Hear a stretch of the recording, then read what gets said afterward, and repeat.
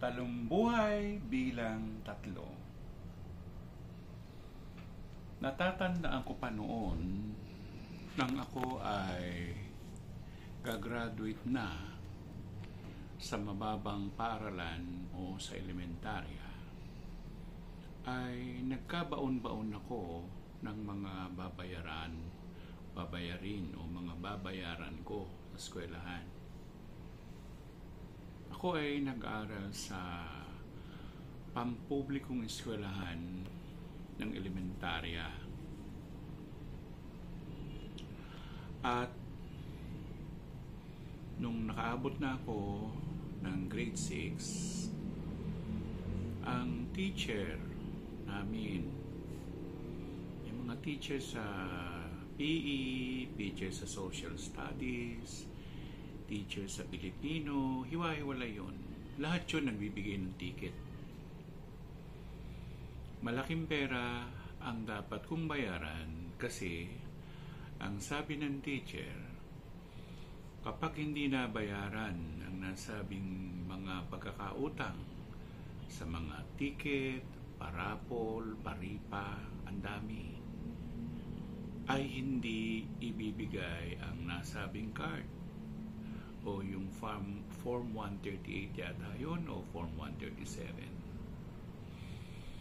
So, nag-isip ako ng paraan at sa murang edad ko, dahil kami ay malapit lamang kami sa pabrika ng goma. Yung goma na sinusuot natin sa ating sinelas, yung ang tawag ay dahon ng sinelas. Iba yung swelas. Yung swelas yun yung malaking inaapakan.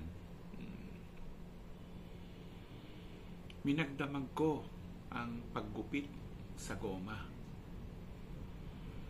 May tinatawag na sakbat. Yun. Madalas kong gupitin yun. Ang 100 noon na piraso o pares, sa pagkakatanda ko, nakakahalaga ng 4 na piso o mas mababa pa. At dumating ang panahon na yun na nga, kailangan kong pagbayad ng pagkakautang ko sa ticket, sa raffle, paripa, PTA, ang dami. At sa pagkakatanda ko, ang pagkakautang ko ay umabot ng hindi lang yata 500 na piso. Sa bawat paripa nun, may piso ka, mayroong 25 centimos, mayroong pang iba-iba pa. Marami pa.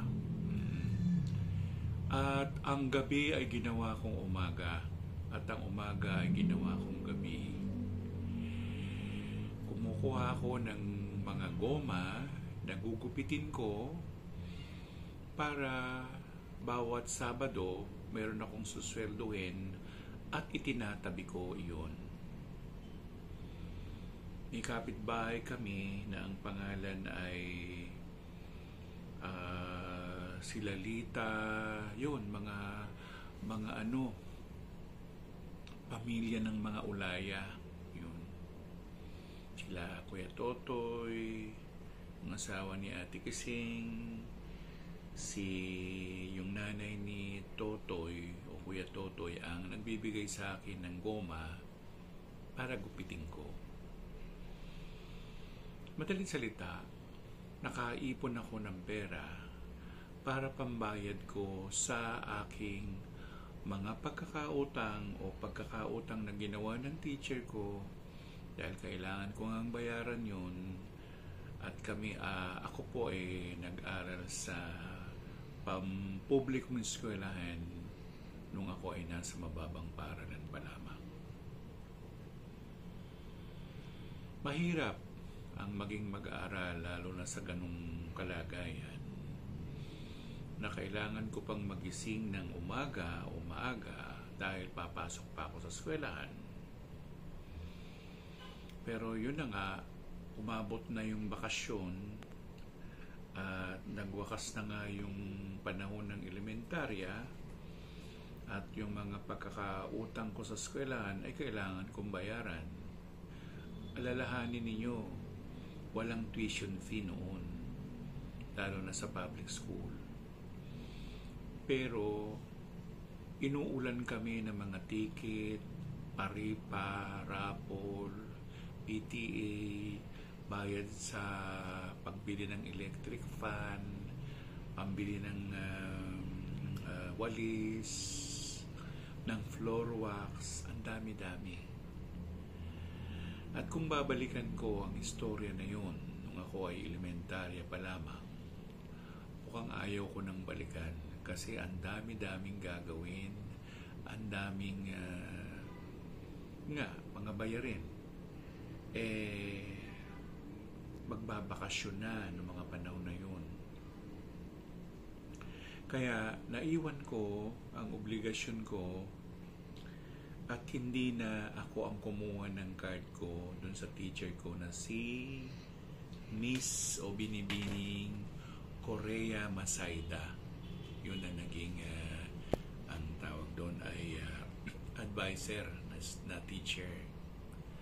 Ang kumuha ng card ko noon ay si Lita o si Kata na kapatid ko na sinundan ko. Dahil noon ay nagbakasyon na ako doon sa P. Jacinto, malapit sa EDSA at along A. de Jesus. Yun. Nandun ako, tumutulong ako sa tiyahin ko, pinsan buo ng nanay ko. Sa tindahan nila. Noon malakas ang tindahan nila dahil yung mismong tapat nila paradahan ng mga bus. Dalawa yung bus na yun Nuestra Señora del Pilar at saka yung isa pang bus na nalimutan ko na yung pangalan. Ako ang tagahugas doon ng mga baso dahil noon maliit pa yung kamay ko, kaya ko maghugas. At nilagyan ako ng tuntungan dahil maliit pa ako noon. Siguro ang height ko noon mga 4 o wala pang 4. No ko noon grade 6. At lumipas pa ang panahon at ako pinatawag ako ni Binibining Kalaykay, taga-simbahan namin na social worker, at ako ay pinag-examine sa Caritas de Manila at doon na nga ako ay naging scholar nila.